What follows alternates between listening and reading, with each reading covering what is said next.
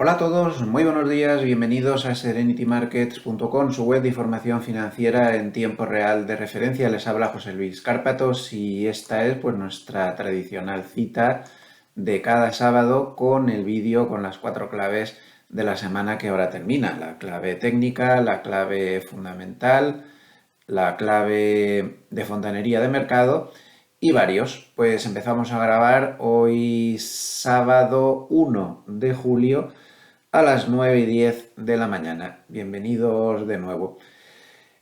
Antes de empezar, pues recordarles que me voy a tomar unos pocos días de vacaciones, como ya anticipé. Creo que hacía 10 años que no me tomaba vacaciones. Yo creo que ya está bien. Este año me propuse, como ya dije a principio de año, que de este año no pasaba.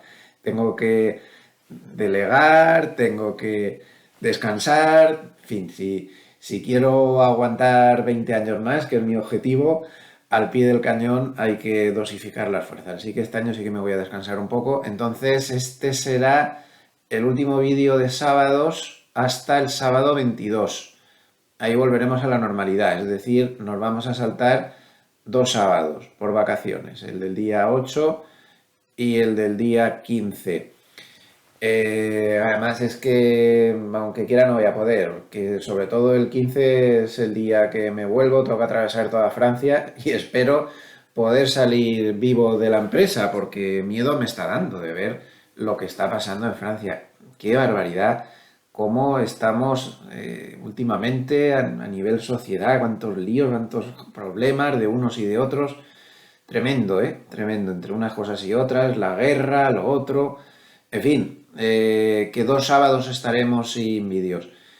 A partir del jueves, día 6, ya no haré regularmente los vídeos, apertura, cierre, media sesión y todo eso tampoco. Tomen nota. Estará mi compañero Diego Puertas cubriendo toda la actualidad de manera perfecta porque lo hace muy bien. Y además, no sé por qué, pero tiene mi estilo también, así que no van a notar grandes diferencias. Y eso sí, el canal puede ser que suba algunos vídeos, pues según cómo vaya. Igual, si me da tiempo, pues pongo alguna cosa viendo cómo está la actualidad, porque yo seguir el mercado lo voy a seguir. Ya saben mi filosofía, que es la de seguir siempre al mercado, no desconecto nunca, pero de una manera pues más tranquila. Eh, entonces, pues puede que cuelgue alguna cosa o algún vídeo de otras cosas. Algo haré, seguramente. Eh, suscríbanse al canal y así la activen la campanita y las cosas que vaya haciendo durante las vacaciones, pues las podrán ver porque será en horarios diferentes y todo esto. Pero no haré los vídeos regulares, estos que hago siempre. Eh, Desde el día 6, insisto, jueves, hasta el lunes 17 que volvemos a la normalidad. El lunes 17 ya, todo normal por el resto del verano. En agosto ya no me voy a tomar ningún día y el resto de julio tampoco. Así que estamos más o menos organizados. Por aquí pues vamos más o menos bien, los líos con los vecinos, bueno, esta ha sido una semana de transición, problemas, pero yo la verdad es que estoy cansado, ¿eh? No tengo más ganas de líos, de verdad, o sea, ya les estoy aguantando ya sin más porque estoy cansado de ellos.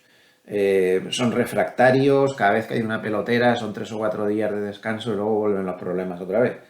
Así que, pues bueno, vamos a dejarlo estar, a ver si tengo suerte y se van de vacaciones, porque el año pasado se tiraron 2 meses en su país, son extranjeros, como ya saben, y no les vi más. Hay que a ver si hay suerte y pasa lo mismo. He estado viendo algunas series, en concreto me he centrado en una antigua porque no había mucha cosa nueva, con el verano siempre empiezan a bajar y he estado viendo una antigua que era Bajo Sospecha, la encontré en el canal Disney, una antigua serie, Antena 3 con 2 temporadas, una policíaca española. Está bien, está bastante bien, me está gustando. Estoy terminando la segunda temporada. Y hoy quiero empezar, porque estoy a punto de terminar esta otra, quiero empezar la última, la cuarta de Jack Ryan, que la hacen en Amazon, en el canal de Amazon Prime. Me gustaron mucho las 3 temporadas anteriores, está muy bien hecha.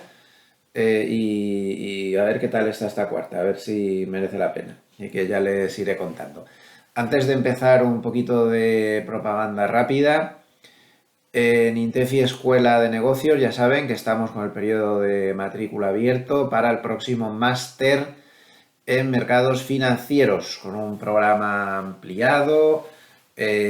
Vamos a prestar mucha atención a todos los plazos, corto, medio, largo, por fundamentales, por técnico. Tenemos una asignatura entera de Price Action, eso lo tiene muy poca gente dentro de los másters de este tipo, para poder trabajar sin indicadores. Además, yo tengo una asignatura propia donde hago una especie de máster dentro del máster con mis propias ideas y mis propias cosas. Tratamos a fondo el tema de las opciones, muy a fondo, con una asignatura completa que dura también bastantes horas, como el Price Action. Análisis de empresas a tope también, macroeconomía, fondos, psicología de mercado, en fin, dele un vistazo al programa porque es realmente muy completo. Y creo que merece la pena. Es ya la 9ª edición, que se dice pronto. Bueno, y luego también pues comentarles que si entran en gloversiasicaf.com, pues ahí tienen todos los teléfonos, formas de contacto y demás, pues para todo el trabajo que hacemos en Gloversia. Y tienen las ICAPs que asesoro, tienen las cuentas, pueden tener cuentas también bajo asesoramiento, y nos interesa mucho los temas inmobiliarios. No me cansaré de repetir, nos interesa muchísimo, tanto, vamos, en ambas direcciones, de inversores o de cosas inmobiliarias interesantes. Siempre entramos con rentabilidades mínimas de 2 dígitos, que es posible dentro del mundo inmobiliario, es totalmente posible. Y además recuerdo que nosotros nos metemos en los proyectos. Bien, nos vamos al mercado, empezamos ya el análisis, tenemos una hora por delante para resumir todo lo que ha pasado esta semana y hemos cerrado ayer, hemos cerrado ya el primer semestre del año y menudo primer semestre. Aquí tienen el resumen según Refinitiv de los diferentes índices. Pues el Nasdaq el 30 y tantos %, al final del semestre realmente muy brillante. El SP 500 por encima del 15% y el Dow Jones se ha quedado atrás. El Dow Jones lleno de valores cíclicos, industriales y con poca tecnología. Tener tecnología tiene también y tecnología importante, pero el caso es que se ha quedado atrás. No ha llegado ni al 5% siquiera. Es muy importante que destaquemos que hablando del Nasdaq, estamos hablando del mejor primer semestre en 40 años. El Nasdaq no subía tanto en el primer semestre desde el año 1983. Fíjense lo que ha llovido desde entonces. 1983. Tenía un servidor 23 años, porque ahora tengo unos cuantos más. Pues fíjense, mejor semestre desde esa época. Así que muy buen cierre del semestre. Y ahora empezamos julio. ¿Y qué tal es julio por estacionalidad? Pues un buen mes. El mes de julio tiene un promedio de subida de casi el 1,5% y solo está por debajo de la estacionalidad favorable del mes de abril, que ya saben que ahí pues hay un componente fiscal bastante claro que hace que sea un poco diferente. Luego ya pues la estacionalidad de fin de año es mejor que la de julio. El mes de noviembre, el mes de diciembre, el último trimestre es mucho más favorable. Pero quitado esa última parte del año y el mes de abril, julio es el mejor mes del año. No sé muy bien por qué, pero tiene muy buena estacionalidad. Así que en cuanto a estacionalidad, julio favorable. Y respecto al primer día del mes, que sería el lunes, pues es una estacionalidad también muy favorable. Fíjense que desde el año 2002, en los últimos 20 años, el SP 500 ha subido el primer día de julio en 18 ocasiones y ha bajado solo en 3. El lunes es un día estacionalmente muy bueno. 85,7% de subida con un promedio del 0,5%. Y el Nasdaq tiene 17 subidas y 4 bajadas. 81% de porcentaje de subidas el primer día de julio. Estacionalidad bastante buena a partir de ahora. Hemos pasado un tramo malo de estacionalidad, que era la segunda quincena de junio, donde los índices han tenido problemas, la han respetado bastante, y ahora la que tenemos en julio es bastante buena. De hecho, si se fijan, el SP500 no baja el primer día de julio desde el año 2010 y bajó poco, un 0,32. Y si nos vamos al 2005, desde el 2005 al 2022, 17 años, donde solo bajó un primer día primero de julio. Y el Nasdaq, pues por el estilo, desde el 2005 solo tiene dos bajadas. En el año 2010 y en el año 2017, y tampoco fueron bajadas terribles. Así que un factor favorable. El semestre cierra con una peculiaridad, bueno, que la venimos arrastrando desde hace tiempo, pero cada vez se exagera más. Y esa peculiaridad es cómo los grandes valores tecnológicos están teniendo cada vez más y más y más y más y más peso en el total de la ponderación del SP500. Ya es espectacular. Ojo a la ponderación de Apple. Apple ha sido una de las estrellas del semestre. Apple consiguió ayer la capitalización bursátil de 3 billones de dólares. 3 billones de dólares, ahí queda eso. Y ya es el 7,45% del SP500. Y Microsoft, pues es el 6,84%.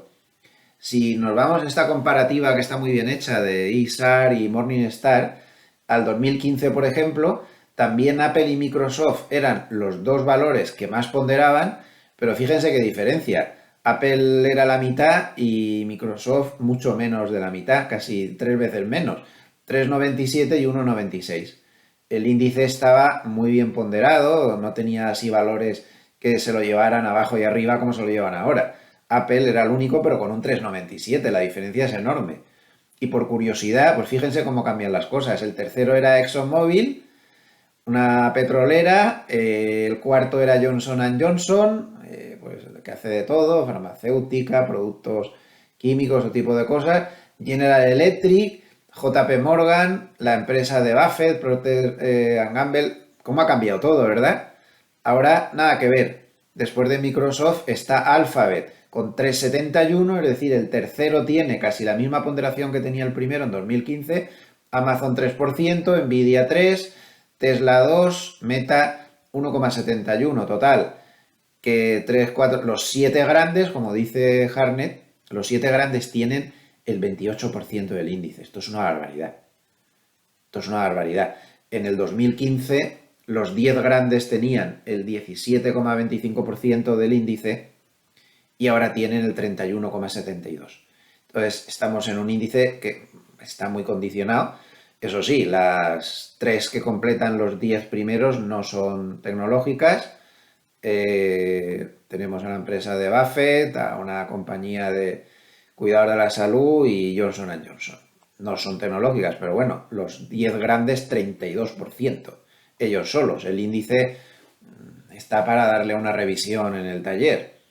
En el 2015 estaba mucho mejor ponderado y no dependía tanto de unos pocos valores. Pero bueno, es lo que hay y ahí lo tenemos. Entre Microsoft y Apple prácticamente el 14% del índice. Así que cada día lo que puedan hacer estos valores, Apple y Microsoft, pues es muy importante. Ahora vamos a entrar en la campaña de publicación de resultados que va a empezar pues en breve.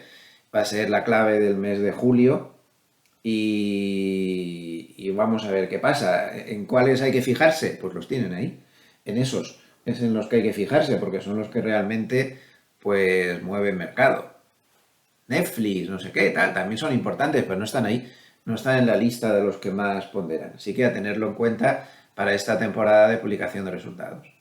Una temporada de publicación de resultados que conlleva un problema y es que sigue manteniéndonos en blackout de recompras.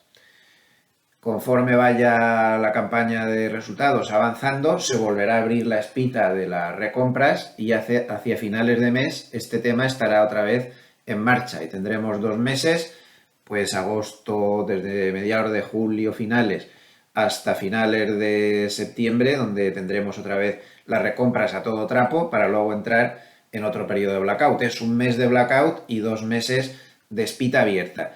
Al mercado le viene muy bien cuando está la espita abierta, pero no es el caso de ahora. Ahora estamos en blackout. Por cierto, y antes de que se me olvide, ojo a la semana que viene porque tenemos problemas de calendario. Bueno, problemas, tenemos cambios en el calendario de Wall Street. Hay que recordar que el martes, el día 4, es el día de la independencia, es una de las fiestas más importantes del año en Estados Unidos, y por lo tanto estarán los mercados completamente cerrados. Mercados completamente cerrados. Y el día 3, el lunes, estarán abiertos solo en media jornada, por lo que es de esperar que esté prácticamente todo el mundo de puente y el volumen va a ser bajísimo. Por lo tanto, podría haber grandes movimientos al alza o a la baja, teniendo en cuenta que con la falta de volumen que va a haber, cualquier movimiento importante se va a magnificar o no, o a lo mejor por la falta de volumen o la falta de interés tenemos un día bastante aburrido, nunca se sabe. Pero hay que tener en cuenta ese factor condicionante. Martes cerrado y lunes medio cerrado y con muy poca gente disponible. Esto va a condicionar mucho la semana y también la vuelta. Ya saben que la vuelta de las fiestas no suele ser muy buena para los mercados nunca, porque es todo cuestión de psicología. Ayer tuvimos un hecho importante sobre el cual les ruego que tomen nota porque esto puede condicionar bastante al mercado en los próximos 3 meses. Lo tienen aquí en este tweet que puse en mi cuenta de Twitter, el collar famoso de JP Morgan. Ya saben que esto es muy, muy del mercado. Bueno, no hagan caso del vencimiento. Esto lo cambiarán a finales de septiembre, realmente el último día de septiembre. No sé por qué puse 15 del 9. Pero bueno, las 3 patas del collar de JP Morgan van a ser estas. La pata de cortos de puts, que es la que ponen más abajo, en 3.560. Es decir, por aquí, más o menos. Bueno, tontos no son, ¿no? Estos hacen las cosas. La han puesto un poquito por encima de los mínimos de octubre. Está puesta ahí. Sigamos. La pata larga de puts en 4.215. 4.215. Estaría por ahí, más o menos. Donde está la media de 100 en el gráfico de semanas del SP500. Y por último, la pata de corto de call, que era la que estaba ahora en 4.300 y que actuó como resistencia importante durante bastante tiempo, estuvo por ahí peleando un tiempo. Bueno, pues esa pata ahora está en 4.670. 4.670, es decir, como por aquí, más o menos.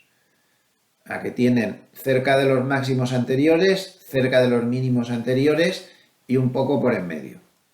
Así que repito, para los que lo escuchan como podcast, que son muchos, 3.560 cortos de puts, 4.215 largos de puts, 4.670 cortos de calls.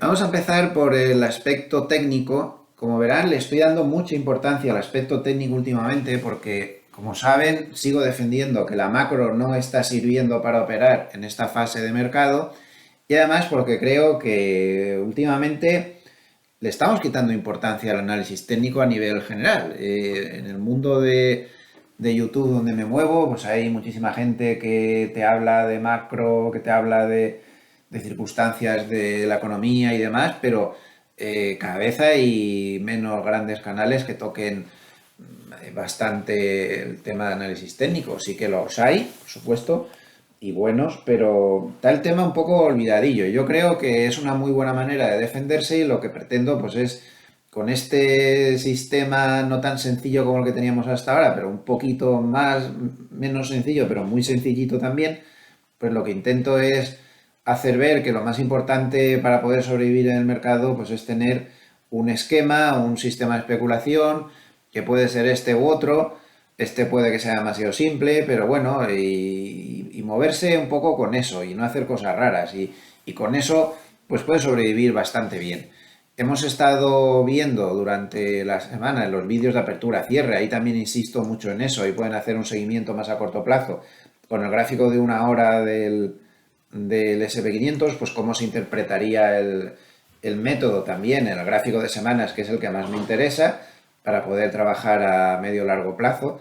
Pero ¿cómo funciona esto? Pues por ejemplo, en un gráfico de una hora, pues vimos cómo estaba dando señales de venta por todos los sitios, pero no le hicimos caso porque el gráfico superior, a mí me gusta mirarlo siempre cuando estás a corto plazo con un gráfico superior, como es el gráfico de un día, en ningún momento dejó de estar alcista, es que ni siquiera se acercó al Kijun, que es lo mínimo que hay que pedirle para pensar que ha perdido. Entonces, a mí no me gusta tomar posiciones en el gráfico de una hora cuando el gráfico de un día está en dirección contraria. Es decir, que mientras no dé señales bajistas, y para eso queda bastante, no le haría caso nunca a los cortos y sí a los largos. En esta fase, pues al revés. Todas las señales que dé en el gráfico de una hora de cortos sí que le haría caso y no le haría ningún caso a las señales de largos durante muchos meses, pues porque está en una fase bajista. Entonces, a esos cortos no le hice caso y pues yo estaba considerando que eso era una señal en el muy corto plazo pues de estar neutral. Y en la apertura de ayer pues ya confirmó el pase alcista, había escapado ya de la nube Ichimoku, pero se encontró con el problema de que tenía la media de 200, que son palabras mayores, hay que hacer un poquito de lectura de mercado. Por mucho escape que está haciendo la nube Ichimoku, no te lo puedes tragar con una media de 200 pegada. Hubo que esperar a que negociara la ruptura de la media de 200, hizo hasta 2 pullbacks y ya en la apertura de ayer pues comentábamos, más o menos por aquí, que estaba confirmada completamente la señal alcista y que el objetivo más a corto plazo pues eran los máximos anteriores. Y ahí los máximos anteriores pues se paró. Entonces, espero que con esto pues les pueda ayudar un poco tener una idea de por dónde van los tiros. Yo no ninguna recomendación, nada más lejos de mi intención, simplemente pues que no olvidemos el tema técnico, que con cosas sencillas se puede funcionar bien. Por tema técnico, gráfico de semanas, que es el que tratamos. Tendencia alcista total y absoluta en el SP500. No se va a contratendencia. Esto es una regla de oro del mercado. Ni macro, ni micro, ni Eurovisión, ni la UEFA. No se va a contratendencia. Eso es lo mejor que uno puede pensar. No se dan recomendaciones, está prohibido. No doy recomendaciones. Doy mi opinión. Mi opinión es que no se va a contratendencia. Punto. Ya está. Entonces, cortos, no sé, ni hablar. Ni de broma, ¿por qué? Si esto está en tendencia alcista, la tendencia bajista se terminó, la dimos por terminada hace ya mucho tiempo y se acabó. Siguiente resistencia en el gráfico de semanas, los máximos anteriores, 4.765, donde seguramente le costará. Soporte clave en el gráfico de semanas, pues está más claro que el agua, en el 4.220, porque ahí está reforzado el Kijun, que es muy importante, y la media de 100, que es importantísima. Fíjense qué dura fue cuando actuó como resistencia. Ahora, cuando actúe como soporte, será igual de dura. El RSI sigue por encima de 60, solo empieza a dar señal de peligro cuando se vuelve a meter por debajo de 60, claramente por encima de la nube Ichimoku. El SAR está dando bolas verdes y no tiene ninguna perspectiva de dar bolas rojas, así que tendencia alcista de 20 pares de narices y no se va contra tendencia. Esto es lo que tenemos en el SP500. Si acortamos un poco el plazo, nos vamos al gráfico de días. A mí me parece más fiable el de semanas, pero bueno, cada uno se puede ajustar a lo que quiera. Pues tendríamos tendencia alcista, no se va contra tendencia. Hemos tenido 2 bolas rojas del SAR, pero en ningún momento llegó a perder el mínimo. Tampoco nos hubiera valido porque le hubiéramos exigido por lo menos la pérdida del Kijun, pero ni siquiera eso. 2 bolas rojas y no perdió el mínimo. Y ayer volvió a dar otra bola verde, con lo cual este amago de posible señal de cierre o de lo que sea se ha diluido. Y sigue todo completamente alcista por encima de la nube Ichimoku y no se ven resistencias cuantitativas significativas. Por lo tanto, también el gráfico diario nos da como resistencia a la zona de 4.800, aunque aquí nos aporta un soporte suplementario más cerca del que se da en el gráfico de semanas, que deberíamos tener en cuenta. El Kijun suele ser muy poderoso como soporte, como podemos ver en el tramo de subida que lleva desde marzo. Se ha apoyado en muchas ocasiones en En el Kijun, aquí lo rebasó un poquito, pero apenas estuvo 2 días y inmediatamente se volvió a meter por arriba. Pues tendríamos entonces un soporte a la altura de este indicador en el 4336. Vuelvo a recordar que este Ichimoku que tengo puesto aquí está modificado. Tengo aquí, no es el normal es 92652. Y yo tengo el Tenkan Sen en 7 en lugar de 9, el Kijun Sen en 22 en lugar de 26 y el Senkou Span B en 44 en lugar de 52. Pues no sé, me ha dado por ahí. Pero a mí me gusta más así. Los parámetros definidos son estos. 9, 26, 52. No hay una diferencia muy grande, pero a mí me gusta más mi propia configuración, que es esta. En el Nasdaq, pues este ya hace muchísimo que está en tendencia alcista. Este le dimos en tendencia alcista mucho antes al SP500.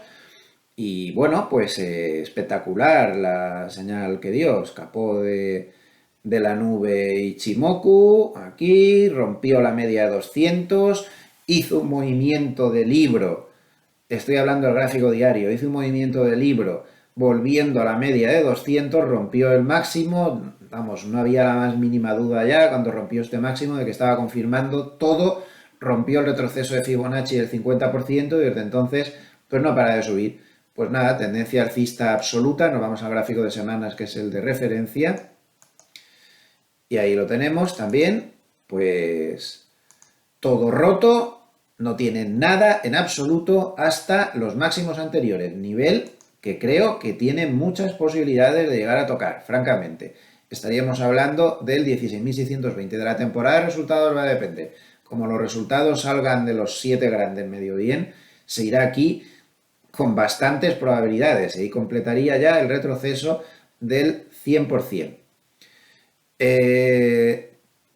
Si miramos por Fibonacci ya estamos hasta superando el retroceso del 23,6, o sea que aquí ya no hay nada más que rascar y habría que empezar a contar, la tendencia bajista se terminó y ahora habría que empezar a contar los retrocesos a partir de, voy a borrar todo esto, a partir de su propia tendencia alcista nueva en la que está ahora, así que vamos a hacerlo. Bueno, pues aquí los tendríamos, un 38,2% de retroceso, que sería lo mínimo de todo el tramo de subida que lleva ahora el Nasdaq, pues le llevaría a 13.569, más o menos a la altura de la media de 100 en el gráfico de semanas. No hay ningún otro soporte cercano. Ahora mismo en este gráfico de semanas no hay otro. En el de días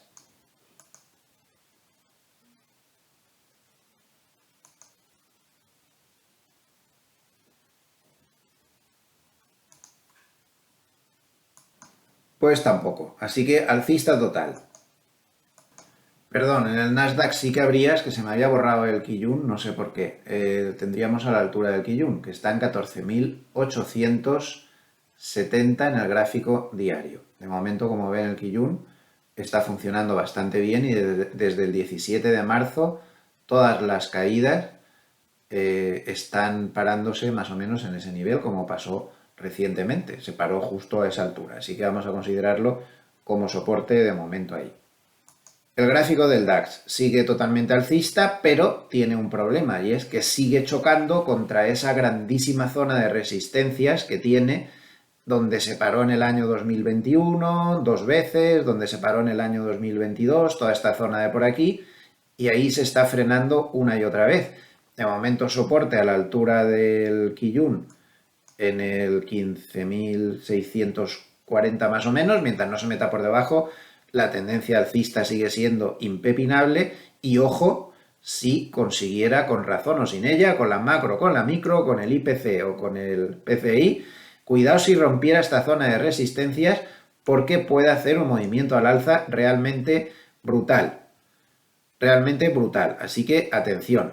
No me vale para todos estos niveles que estamos viendo, que si está la bolsa cara, que si está la bolsa barata. Por ejemplo, el SP500 está en 19,1 super. ¿Que no es un chollo un PER del 19,1? Evidentemente no. es un PER caro, la media histórica está en 15,6, pero supongo que a estas alturas estaremos todos curados de espanto y seremos conscientes de que puede llegar a un PER de 20 no sé cuántos y quedarse tan tranquilo. Es decir, que vale, no es un PER barato, pero eso no significa que vaya a dejar de subir. No hay una regla fija que diga en cuanto el PER del SP500 es un poco caro se da la vuelta, ni de coña. Más bien lo que tiende es a extremar y llegar a PER de auténticas barbaridades, como pasó en el 2021, antes de darse la vuelta. O sea que este tema más vale que nos olvidemos y que miremos los gráficos, que son los que nos tienen que indicar ahora mismo por dónde vamos. El que está en una zona muy complicada es el gráfico del petróleo. Atención, porque está bajista, pero frenado por la media de 200 en el gráfico de semanas. Esta semana, pues una vez más, ha vuelto a estar chocando contra este nivel. Ni que decirles tiene que si en algún momento perforara este nivel de la media de 200, el potencial de caída que tiene es tremendo, tremendo. Si nos vamos a los retrocesos de Fibonacci, de todo el gran tramo de subida anterior, desde que llegó a negativo, pues hasta el final, como vemos, estaría ahora mismo más o menos en el retroceso del 50% y el retroceso del 61,8 estaría en 53, que sin duda se iría a buscar, sería el primer objetivo de caída sin ningún género de duda, si consiguiera perforar a la baja el nivel de la media de 200 en gráfico de semanas. Los bonos americanos a 10 años en una zona extremadamente confusa, el gráfico de semanas, no termina de salir el bono de la nube Ichimoku, solamente consideraríamos que los bonos vuelven a estar otra vez bien técnicamente hablando cuando se rompa la nube Ichimoku semanal hacia arriba.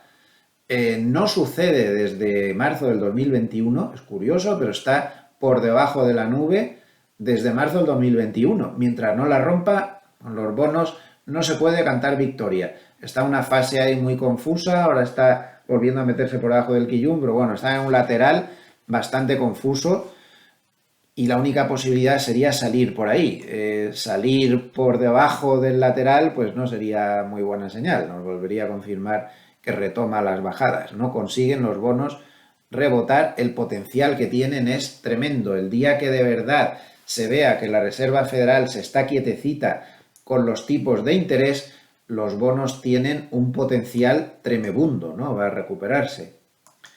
Y ese tema de los tipos de interés, pues ha sido otra de las claves de la semana. Hemos tenido a un Powell que ha acudido a Portugal, al fórum de Sintra, en Portugal, donde se ha reunido allí, pues, bueno, tuvieron un escenario con el de Japón, con Lagarde, con alguno más, y Powell, pues, ha vuelto a insistir en lo de siempre. Él está cerril al respecto, no supo ver que la inflación no era transitoria, no lo supo ver y no está sabiendo ver que la inflación ahora va a bajar sí o sí, salvo que apareciera un factor inesperado, pero va a bajar sí o sí. Por lo tanto, ya no tiene esa presión que él ve fantasmagórica para seguir subiendo los tipos de interés, pero durante la semana volvió a la matraca de que estaba muy de acuerdo con las previsiones de los puntitos y que había que subir al menos 2 veces más los tipos a lo largo de los próximos meses y luego ya dejarlos quietos durante mucho tiempo. Hay que llevar cuidado porque, como decía la semana pasada, va a hacer más daño a la economía el dejarlos quietos durante mucho tiempo que el subir 2 veces más y si luego los bajara rápido. Eso lo han dicho otros muchos analistas, como ya comenté la semana pasada, pero es que es verdad. Es mucho peor eso que está diciendo. Entonces, muy dañino lo que tiene en la cabeza, él no es capaz, está claro que él no tiene la capacidad, ni la Reserva Federal tampoco, de anticipar los ciclos, que es lo que tiene que hacer un banco central con su legión de tropecientos economistas que trabajan para ellos. No son capaces, viven un poco a salto de mata. Entonces, discrepo totalmente con su opinión y me llamó mucho la atención cómo Bostic, de la Reserva Federal de Atlanta, esta semana, hasta en 2 ocasiones, le llegó a decir que no estaba de acuerdo con él. Además, lo dijo expresamente, sé que no está de acuerdo conmigo. Mi presidente, dijo, su presidente es el abogado Powell, que no estaba de acuerdo con su presidente, pero que él no veía por qué había tanta necesidad de subir los tipos de interés. Y bueno, pues esto ha sido una constante durante la semana que ha llevado pues, a los bonos, como acabamos de ver, a situaciones muy tensas, porque claro, ahora mismo los futuros sobre fondos federales descuentan que en la reunión que habrá a finales de este mes de julio, pues sí que van a subir 25 puntos básicos. Eso es seguro, yo no lo veo tan seguro, por mucho que estén indicándolo al 80% los futuros. Va a depender de dos datos, creo yo. Porque la Reserva Federal es así. Es absurdo que un banco central se guíe por los datos a corto plazo, teniendo en cuenta el efecto de que necesita mucho tiempo las medidas de política monetaria para tener efecto en la economía. Ellos parece que eso no lo consideran. Entonces, como viven al día, pues hay dos datos que van a ser decisivos. El primero lo vamos a tener la semana que viene. El viernes día 7 se dará el dato de empleo. Ese dato de empleo manipulado, extraño, con dudas enormes sobre la metodología, con discrepancias incluso enormes en la metodología. Bueno, pues ese dato de empleo va a ser muy importante porque Powell dijo en Sintra que además de que la inflación esté más o menos controlada y tal, aparte que la subyacente la veía un poco tensa, error, y se lo voy a demostrar muy rápidamente con un par de gráficos, pero bueno, según él, que además es que quería ver cómo el mercado laboral empeora, porque si no, no se van a quedar tranquilos y no van a dejar de subir los tipos de interés. Así que, pues nada, ese dato de empleo será decisivo y, por supuesto, también será decisivo el dato de IPC del día 12. Muy importantes ambos datos. Luego tendrán casi 2 semanas de tiempo para reflexionar sobre los datos y ahí pues ya veremos qué pasa. O sea que este tema macroeconómico pues ha sido importante durante toda la semana, como también ha sido importante durante la semana el hecho de que la Reserva Federal publicó los test de estrés sobre los grandes bancos, los test de estrés Disney. Esto es una patochada que no vale para nada porque luego los bancos quiebran después de haber aprobado los test de estrés, todos, y dijeron que todo maravilloso, que todo perfecto, Disney, Dumbo, bueno, vamos, el pato Donald, todo maravilloso. Entonces eso fue uno de los grandes alicientes de la semana para subir, el que los bancos resucitaron. Resucitaron los grandes bancos, resucitaron los bancos regionales y ese tirón que dio el sector financiero pues fue muy bien aprovechado por el mercado y al final se acabó contagiando a todos los demás. Así que los test de estrés pues ha sido otro tema absolutamente clave en la semana. Nos vamos a un tema de divisas bastante importante. El mercado está muy atento a lo que pasa en este cruce dólar-yen. Si recuerdan, durante la semana anterior comentábamos que todo el mundo decía que el Banco Central japonés podría intervenir si se llegaba a 145. Yo creo que hay que ampliar el listón de 145 a 150 porque la última vez intervino en 150 y no en 145. Pero el caso es que hay tanta obsesión con que en 145 interviene el Banco de Japón que, como vemos ahí, ayer se tocó, vamos a poner un gráfico diario porque este es el gráfico de semana si no se ve bien, aquí, ahí está, ayer se tocó exactamente el 145 al principio de la sesión y claro, esta es la obsesión que tiene todo el mundo de que ahí van a intervenir, que lo empapelaron y terminó, como pueden ver, en la zona de 144.22. Porque todo el mundo tiene mucho miedo. Bueno, vamos a ver, pero está claro y parece que la decisión del Banco Central de Japón es firme de que en toda esta área se va a intervenir. Así que es bastante peligroso meterse con largos entre 145 y 150 porque el recorrido es muy limitado y el peligro de que te intervengan a la contra pues sería muy importante. Los grandes operadores están muy pendientes de ese par y con todo tipo de estrategias centradas en el tema. Sigamos. Decía que no estoy de acuerdo con Powell en cuanto a esas previsiones de inflación. Sigo pensando que no vieron que la inflación no era transitoria y sigo pensando que no son capaces de anticiparse a la bajada de inflación que va a llegar en breve.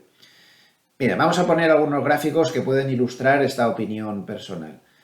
Por ejemplo, las expectativas de inflación que tienen los consumidores según datos de la Universidad de Michigan. Hay un sentimiento ya en Estados Unidos, que no es el sentimiento que tenemos aquí, de que la inflación se va a moderar. Fíjense la última lectura, 3,3% de expectativas a un año, que es el menor nivel desde el año 2021. Miren también las expectativas de inflación, aunque esto no sería cosa de Powell, pero ya que estamos, en la zona euro. Cómo se están desplomando literalmente las expectativas de inflación de los consumidores. Interesante. Y de nuevo en la eurozona, pues observen la caída de la M1. Billetes, monedas y depósitos a la vista. Caída histórica de la M1, que sería la línea verde, la medida más básica de la cantidad de dinero que hay en la economía. Y miren cómo el IPC suele seguir bastante bien a lo que pasa con esta variable M1. Sobre todo en movimientos tan grandes como este. Al final, movimientos tan grandes, pues sí que tiende a subir, o movimientos a la baja tan grandes tiende a bajar. Sobre todo a lo que nos interesa son los movimientos a la baja, ¿no? Entonces, lo normal es que el IPC le termine por seguir. El PCE subyacente, excluidas viviendas y coches. Esta es la medida favorita de inflación del propio Powell. El PCE subyacente, bueno, pues la distorsión que le están causando las viviendas y los coches usados es bastante grande. Si se la quitamos, fíjense por dónde estaría el PCE. Muy por debajo. Muy por debajo. Y miren la media de 3 meses. Estaría ya al menor nivel desde enero del 2021. Sí, pero ustedes dirán, bueno, vale, bien, pero es que no hay que quitar coches y no hay que quitar casas porque pueden seguir subiendo. Pues miren, no pueden seguir subiendo. Los coches usados sí que podrían seguir subiendo, aunque de hecho no lo hacen porque el índice Manheim de precios usados de coches había subido mucho y ahora está moderándose. Pero es que la vivienda no va a seguir subiendo, no lo va a hacer. Además es una cuestión matemática, incluso aunque la vivienda, el precio de los alquileres suba, no va a subir. Ustedes dirán, pero este hombre está tonto, ya le ha dado, le ha dado un ataque de gaga antes de tiempo. No, ahora lo verán. En este gráfico está la clave. Vamos a ver. Aquí tienen pues una de las medidas que se pueden hacer sobre cómo está la inflación inmobiliaria, por decirlo de alguna manera, que sería este apartment list que usa la Reserva Federal, que sería la línea negra. Entonces, toda esta inflación inmobiliaria fue brutal durante el año 2021 y desde el año 2022 no ha parado de bajar. Sin embargo, la partida que se usa oficialmente en el IPC es esta otra partida de la que hemos hablado 50.000 veces, la línea, esta especie de verde que hay aquí. Esa es la estadística oficial que se usa. Bueno, que ya hemos hablado mucho del Shelter este famoso, no vamos a perder más tiempo con él, pero esta es la oficial. Entonces, ¿cuál es el problema? Que esta se mueve con muchísimo retraso respecto a lo que hacen las medidas de inflación o de deflación inmobiliaria más ágiles. Por ejemplo, mientras que este índice Apartment List empezó a caer, por ejemplo, aquí en julio del 2019, la medida que se usaba en el IPC, pues no empezó a caer hasta prácticamente un año después. Y ahí ya este seguía cayendo con mucha fuerza y el otro le siguió. ¿Y luego qué pasó? Que cuando se dieron la vuelta la inflación inmobiliaria, por llamarlo de alguna manera, en julio del 2020, ahí empezó a subir en la realidad, empezó a subir, y ya la subida era brutal. Observen todo lo que le costó al Shelter este famoso para darse la vuelta. La vuelta fue aquí, en julio del 2020, y el Shelter este no empezó a subir hasta julio del 2021, un año después, cuando la verdadera inflación inmobiliaria, miren ya por dónde iba.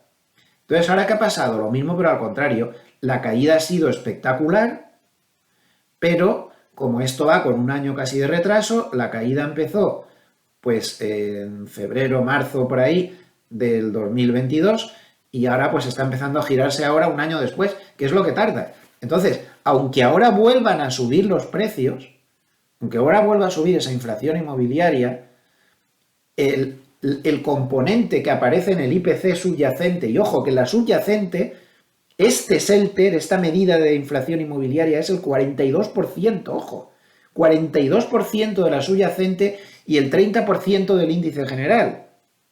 Entonces, esa subyacente que está atascada en Estados Unidos se va a desatascar a toda velocidad porque la partida que supone el 42%, que es la vivienda, va a caer sí o sí, incluso aunque de verdad la vivienda se dé la vuelta y vaya al revés. Da igual, va a estar durante mucho tiempo cayendo. Durante mucho tiempo. ¿Lo ven, no? Es una cuestión de matemáticas al final. Entonces, no sé por qué Powell está tan emperrado con que la subyacente le preocupa tanto. La subyacente a mí me preocupa en Europa, que no tiene tanto este problema. A mí sí que me preocupa tanto Europa que con la subyacente. El IPC, por ejemplo, español, más 1,9% el oficial, porque han bajado los precios de la energía y demás, pero la subyacente que le quitas, la energía y los alimentos, pues 5,9, sigue estando 4,9, no me acuerdo, muchos puntos por encima. Una barbaridad. Pero en Estados Unidos no, es lo que va a pasar. Entonces tiene que dejarse ya de tanta obsesión, porque es que va a bajar la inflación. Aquí hay un ejercicio de Bespoke muy interesante. Aquí habla solo del índice general, no de la subyacente. Y observen lo que va a pasar con la interanual el día 12, según el dato que se dé. Este va a ser el resultado de la interanual. La interanual está ahora en el 4,05% el índice general. Bueno, pues si solo se diera una subida del 0,1% en el mes de junio, la interanual se iría al 2,74%. Fíjense el efecto psicológico de que se está aproximando a su famoso 2%. Incluso si subiera un 0,2% el dato que se publique el 12 de julio, correspondiente a junio, la interanual caería al 2,84%. Incluso con un 0,3% estaría por debajo del 3%, en 2,95%. Es decir, que vamos a tener una interanual el día 12, salvo sorpresas mayúsculas, muy favorable. Muy favorable. Precisamente ese dato en concreto, justo el dato que se va a dar antes de la reunión de la Reserva Federal. Claro, si están con un 2,74 índice general, 2,84, pues tampoco parece que se puedan poner demasiado tontos. Así que esto es lo que hay con la inflación. Y por supuesto, ya saben que la Reserva Federal tiende a dejar de subir los tipos de interés en cuanto ya están por encima del IPC general. Eso es lo que se ha hecho siempre durante toda la historia y ya está un punto por encima de la inflación general. Imagínense si saliera por debajo del 3%. Estaríamos hablando de 2,5 puntos ya prácticamente, contando la subida de julio, por encima los tipos del IPC general. Iríamos contra la norma histórica, no es eso. Yo creo que Powell intenta ser una especie de Volcker reencarnado. Él se ha leído todos sus libros, lo ha comentado en muchas ocasiones, pero bueno, todo tiene un límite, ¿no? Y este límite de que vamos a estar en breve muy por encima en cuanto a tipos del IPC general, pues es un límite que no se suele pasar mucho. En la semana, otra de las claves ha sido el cierre de cortos. Goldman lo ha estado comentando casi cada día, que se estaban cerrando muchos cortos y buena parte de la subida que hemos tenido en la semana, muy buena parte, pues ha estado en los cierres de cortos. Y se podría haber subido mucho más, pero hay que recordar que teníamos un rebalanceo de fin de trimestre bastante malo, de trimestre y de semestre, porque como Goldman dijo y JP Morgan también, ha habido muchos rebalanceos vendedores. Entonces, esos rebalanceos vendedores compensaban un poco. Si no llegan a estar los rebalanceos vendedores tan fuertes, el cierre de cortos se habría bastado para tener una subida realmente espectacular en la semana. Como podemos ver, poco a poco la posición de corta de los hedge funds, pues al final se la están comiendo, no les ha salido bien, no para de subir y les están pillando. Todo el mundo dice que este es el rally más odiado de la historia, ¿no? Porque ha pillado al revés a mucha gente, entre ellos a los de los hedge funds. Entonces, como vemos, ya la posición corta está ya por aquí, se ha reducido en mucho. Se ha reducido en mucho. Prácticamente es la mitad de la posición corta que tenían, pero aún quedan muchos cortos por cerrar. Claro, aún hay gente que dice, no, esto no es un cambio de... O sea, no es, la tendencia bajista no ha terminado. La tendencia bajista, técnicamente hablando, ha terminado. Ya lo analizamos, y los retrocesos de Fibonacci, las medias, y las Ichimoku y todo. No hay tendencia bajista ya desde hace tiempo. ¿Que se puede iniciar otra? Claro, el mercado va así, pero no hay tendencia bajista. Entonces hay mucha gente que dice que esto que estamos viendo ahora es una corrección de mercado bajista, un rally de mercado bajista. Pues históricamente no es eso lo que nos dice la historia. Fíjense la duración de los rallies de mercados bajistas, es decir, de rebotes al alza en mercados bajistas que luego se vuelven y continúa la tendencia bajista. Desde 1929, el rally de tendencia bajista para luego retomarla de mayor extensión en el tiempo fue de 148 días. Ya a mucha distancia, en el 2001 hubo uno de 105 días y a todos los demás se han movido en un promedio de 50 y tantos días. Ahora llevamos 240 días. Luego, si esto fuera un rally de mercado bajista, sería el mayor de la historia. Me parece muy improbable.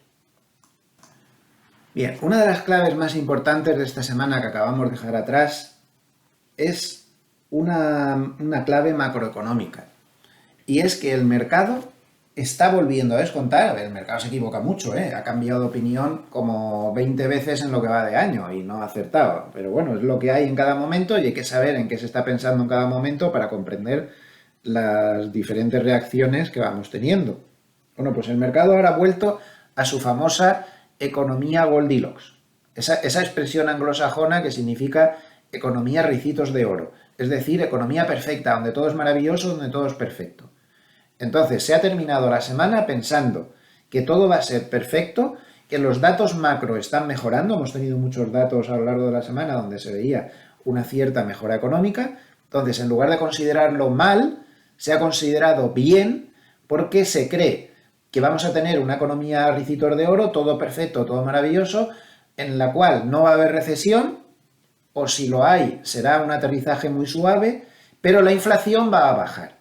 Porque los datos que hemos tenido durante la semana son de inflación más contenida, de inflación más moderada. Y sin embargo, mejores en cuanto a economía. Y el mercado se ha quedado con lo mejor de cada casa. Subo porque no va a haber recesión según mi teoría, la teoría del mercado, y la inflación va a bajar según la teoría del mercado. Entonces todo perfecto, maravilloso. La Reserva Federal no tendrá presión aunque la economía mejore, porque la inflación se va a moderar, que parece que sí, eso está claro que parece que sí. Todo maravilloso, todo perfecto. Bueno, pues de que los datos confirmen que la economía está tan maravillosa o no y que la inflación va a bajar o no, pues dependerá lo que vaya a pasar. Así que ya saben, nueva teoría del mercado, volvemos a la economía ricitos de oro. Aterrizaje suave como mucho o no recesión y, en cambio, una inflación moderándose. Esa es la teoría predominante que debemos tener en cuenta y una de las claves más importantes de la semana. Vamos a terminar con la última clave más importante de la semana, la clave de la liquidez. Ya saben que hay que hacer un análisis cada semana de cómo va la liquidez porque el mercado está totalmente correlacionado con ese factor. Todos los demás le importa un bledo, pero ese es el único en el que se fija. Miren, por ejemplo, esto que publicó Bank of America. Desde el año 2010 al año 2021, según sus cálculos matemáticos, el 51% de toda la subida que tiene el S&P 500 se explica, el 51%, se explica con los cambios de balance de la Reserva Federal. Y en cambio, los resultados empresariales solo son el 23% de la subida que ha tenido el mercado. Este tema lo he repetido hasta la saciedad. Yo veo un error muy grave por parte de todo el mundo, que es sacar una especie de regla de 3. Si los resultados son buenos, las bolsas van a subir. Si los resultados son malos, las bolsas van a bajar. Si los resultados son medio buenos, las bolsas van a medio subir. No. Esa correlación que toda la prensa económica en masa le da a los resultados es un grave error. Lo he dicho muchas veces y he presentado muchos estudios. Bueno, pues aquí tienen otro. En el estudio completo, que aquí no sale, deja claro que desde el 2010 al 2021, un estudio más que lo confirma, los resultados tan solo han explicado un cuarto de la subida. Y lo mismo en las bajadas.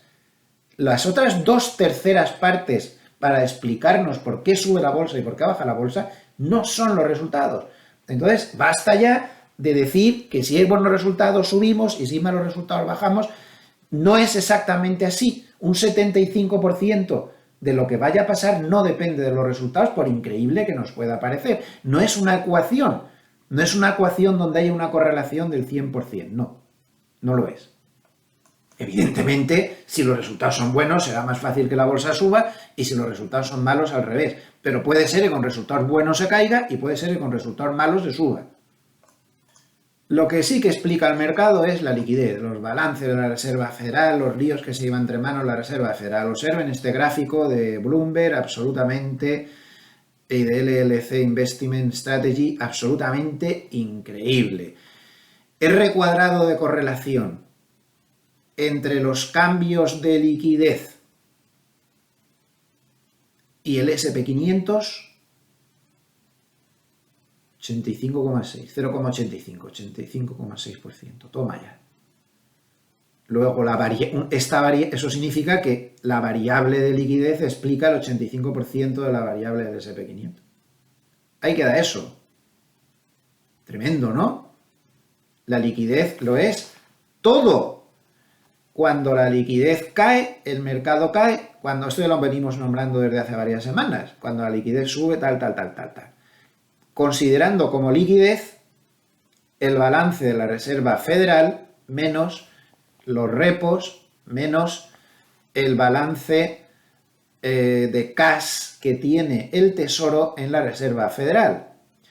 Como observamos a primera vista, estamos teniendo una cierta bajada de liquidez. No es una bajada grave aún, no es una bajada tremendamente significativa, pero sí estamos viendo que se está produciendo un gap aquí, que viene por la reducción de balance. La reducción de balance se está acelerando, mírenlo.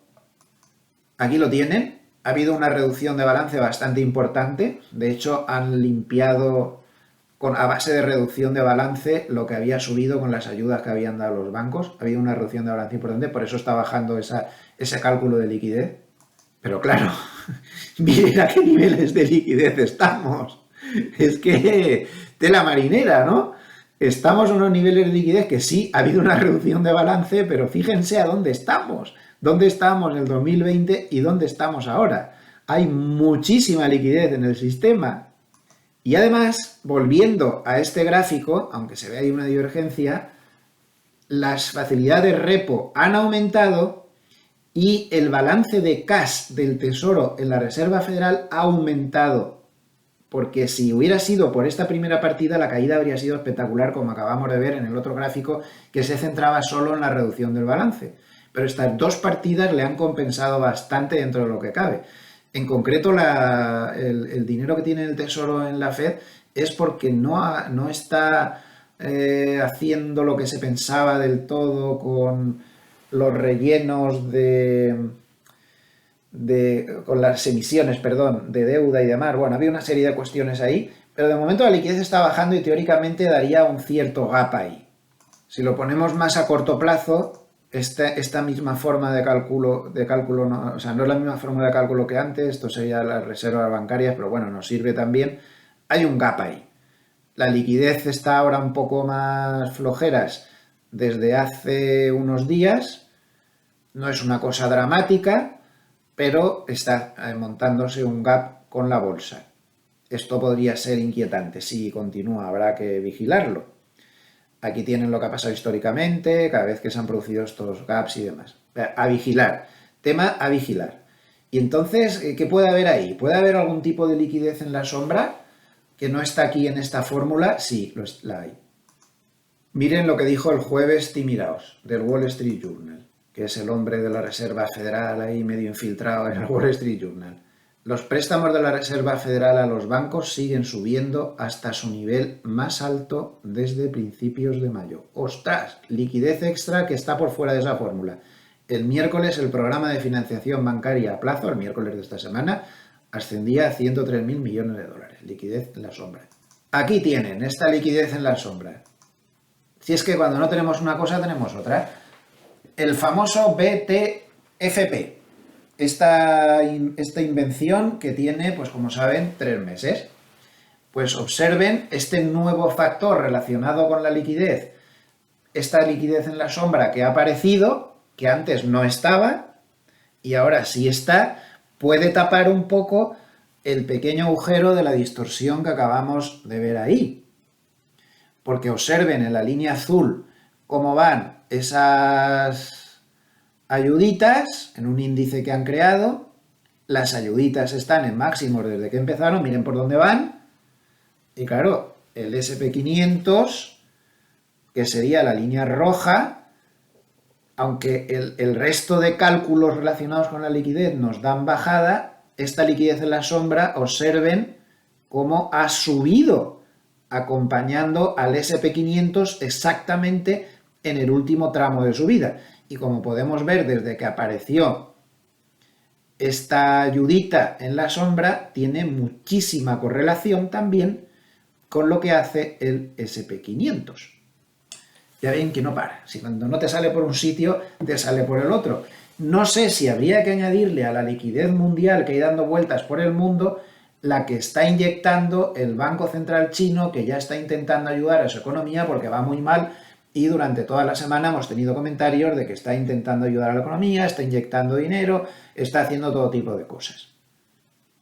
La liquidez es la clave. Si conseguimos un análisis profundo de la liquidez, sabemos lo que va a hacer el mercado.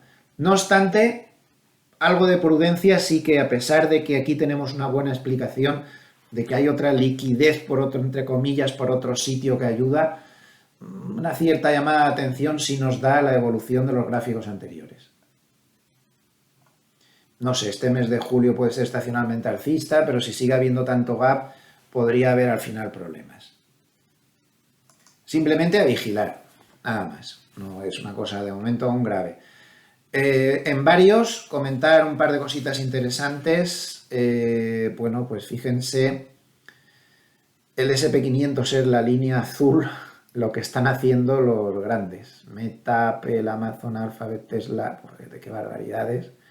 qué barbaridades que están haciendo en lo que va de año. Increíble. Ahí lo tienen, lo que está haciendo cada uno, tela marinera. Y un gráfico interesante, desde el año 1801, y teniendo en cuenta los activos americanos, pues cuáles son las rentabilidades anualizadas de bolsa, bonos, letras, es decir, bonos a muy corto, sin riesgo, oro y el dólar. Me parece que el dólar hubiera sido muy buena inversión, a pesar de lo que pueda parecer. Desde 1801 tiene una caída anualizada del menos 1,4 y, como era de esperar, pues la bolsa tiene la lectura anualizada más alta, 6,9% desde el año 1801, los bonos 3,6%, las letras a corto plazo 2,5% y el oro un 0,6%. Interesante dato. Bueno, pues vámonos a Hartnett, que hoy está filosófico, no da ninguna señal de estrategia, se ve que está ya también pensando un poco en las vacaciones, está filosófico, no hay grandes cosas, pero bueno, interesante el título. Lo he tenido que buscar en el chat GPT porque yo no sabía a qué se refería a esto, mi inglés es bastante malo. BBQ salsa, digo, ¿esto qué será? Bueno, lo hemos mirado en el chat GPT y dice lo siguiente. BBQ significa salsa barbacoa, salsa barbacoa en inglés. BBQ es una abreviatura de barbacoa, en fin, y bueno, ya sabemos lo que es una barbacoa, y BBQ salsa, pues se refiere a la salsa utilizada para condimentar y acompañar los alimentos cocinados en la barbacoa. Cada vez Hartnett nos exige más, ¿eh?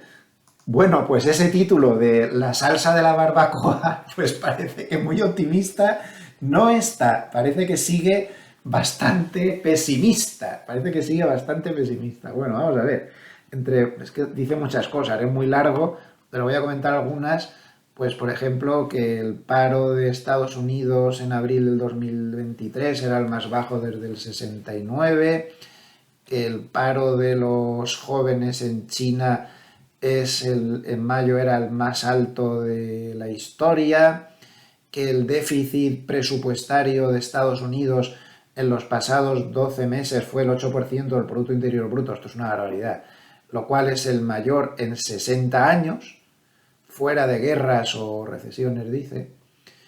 Bueno, en fin, se queja de los déficits, habla de que 89 bancos centrales han subido los tipos de interés en lo que va de año, 89, eso sí, en el año 2022 fueron 292. Hablan de la inflación española, es curioso. Dice que la española es la primera economía que tiene un dato ya por debajo del 2 en su dato general al menos, pero por entre paréntesis que la inflación subyacente sigue por las nubes. 20% de inflación de la alimentación en el Reino Unido. Esto es otro disparate. 57.200 dólares de alquiler anual por un apartamento al año, por un apartamento de un dormitorio en Manhattan. Qué barbaridad. O sea, esos son casi 5.000 dólares al mes por un apartamento de un dormitorio en Manhattan. Casi nada. O sea, no disparate. Bueno, sale aquí una serie de cosas que tampoco ya... dice que si quitamos los 28 valores más importantes del SP500, el SP500 estaría en negativo. O sea, aquí se queja de la falta de amplitud del mercado, aunque ha mejorado últimamente, pues eso, que solo son 28 valores los que le hacen subir. También, en fin, deja caer, como todo en él son sugerencias, pero no lo dice claro, porque anda, eso de la salsa barbacoa, dice que los 7 grandes, no, aquí habla de los 3 grandes del SP500, Apple, Microsoft, Google, tiene una capitalización de mercado que solo la de ellos 3 excede la de todos los mercados emergentes, a menos. Habla de que sin darnos cuenta hay 263 compañías en Estados Unidos que han presentado la quiebra, me refiero que se refiere a compañías importantes, ¿no?, entre enero y abril del 2023, lo cual sería el doble que el año anterior. Y que 2024 es un año electoral en Taiwán, en enero en concreto serán las elecciones en Taiwán, en Rusia, bueno, no sé yo las elecciones en Rusia si son reales o si no son reales, me parece a mí que, en fin, 17 de marzo, Unión Europea, 6 de junio y en Estados Unidos, como ya sabemos, el 5 de noviembre. Eso sí que va a condicionar mucho el mercado, esas elecciones americanas, que no se nos olvide, que tendremos el año que viene. Bueno, pues hace todas estas reflexiones por la salsa de la barbacoa, que en fin, el mundo tiene muchas incoherencias, el mundo económico, pero no dice más, ya se lo anticipo, va a ser muy breve lo que vamos a ver. Aquí habla de unos datos. En la semana 1.500 millones de dólares de entrada a bolsa, solamente 600 millones a bonos, fuertes salidas del oro, la gran decepción perpetua para mí siempre. 1.500 millones de dólares sale de oro, y eso para el oro es mucho, eso es muchísimo. Y sale de cash, sale 33.600 millones. Y su indicador, Bullenberg, pues baja de 3,4 a 3,2. Y nada más, como les decía, se ha limitado a esa colección de anécdotas que él llama la salsa de la barbacoa. Ahí cada uno podrá darle la interpretación que quiera, lo que ha querido decir con eso, pero no da ninguna pista operativa en el paper de esta semana. Así que lo damos por terminado aquí. Recuerden que si les ha gustado este vídeo, nos viene muy bien si nos dan un like y sobre todo si se suscriben al canal, que nos da mucha fuerza para que el canal pueda crecer. Los likes y los suscriptores son muy importantes para el algoritmo de YouTube. También les recuerdo lo que he dicho al principio, que vamos a tener dos semanas de descanso con esta sección de vídeos de las 4 claves de la semana. No habrá ni el 8 ni el 15 y volveremos con el próximo vídeo de las 4 claves de la semana el próximo sábado 22. Muchísimas gracias a todos por su amable atención. Recuerden que no deben hacerme en ningún caso, ninguno en absoluto, que lo único que prevalece y que vale y que sirve es su propio análisis y no consideren nada de lo que he dicho como ningún tipo de recomendación ni de compra ni de venta ni recomendación operativa ni nada de nada, tal y como indica la legislación vigente. Muchísimas gracias a todos los amables escuchantes por estar ahí. Nos vemos el lunes en la apertura europea. Que descansen. Hasta pronto.